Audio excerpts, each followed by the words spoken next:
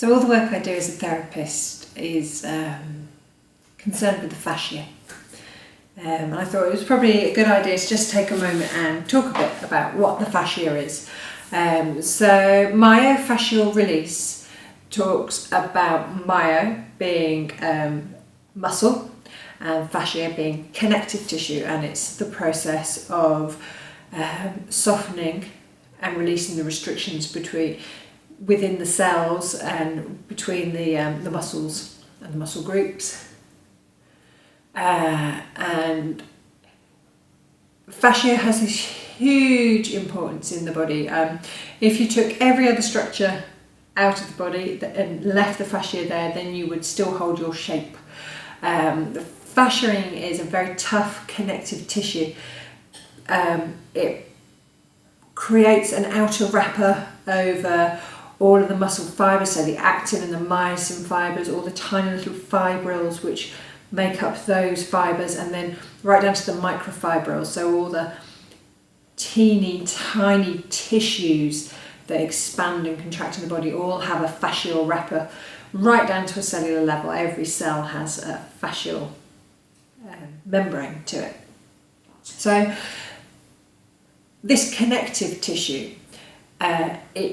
in the way that it wraps around muscles, it's responsible for how much that muscle can elongate or expand and how much it can contract. It's actually got a greater rate of contractibility than muscle, so it can clamp down harder than just muscle tissue alone. It's a huge part of the muscular function. And it also spreads through the body like a three-dimensional web. So you have a fascial covering of all the bones, all the tendons, the ligaments, all of the organs. Fascia is incredibly important in holding all the organs in their correct positions. It's really a big deal when it comes to resisting external forces, mechanical pressures, and when fascia gets rucked up, when it gets damaged, traumatized, overused, that kind of stickiness that's created where it becomes dehydrated and the fibers aren't able to slide as they should, that can cause really abnormal loading through the body, through the puckering and the twisting, and can really throw a body out of kilter. And when you think about the way that fascia covers not only the bones and the tissues, but it also covers all of the nerves. You can see how this can have huge ramifications for transference of messages on a neural level through the body. It has a big implication for the nervous system when the fascia is tight. It has a big implication for the immune system and for cellular health in general. The thing about fascia as well is that even though modern medicine is great and it has made huge leaps and bounds, if you were to try and look at fascia restrictions on an MRI or on a CAT scan, they just don't show up.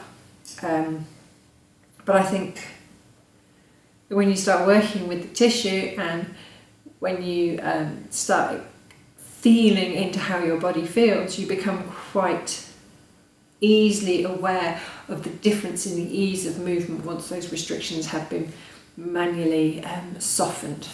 So yeah, fascia is kind of a big deal. The interesting thing about the fascial restrictions is that they can cause pain and malfunction throughout the body, sometimes a very long way away from where the site of the injury is. It can cause huge side effects. Often they're quite bizarre.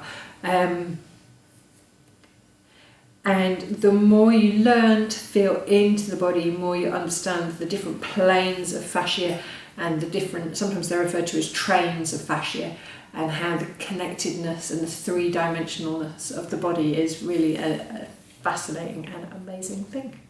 So that's just giving you just a little bit of an insight on what fascia is. And through the self-treatment work, hopefully you'll learn how to feel into it and feel the difference when you freed those restrictions and how they help you feel softer and move more effectively and more freely. That's fascia.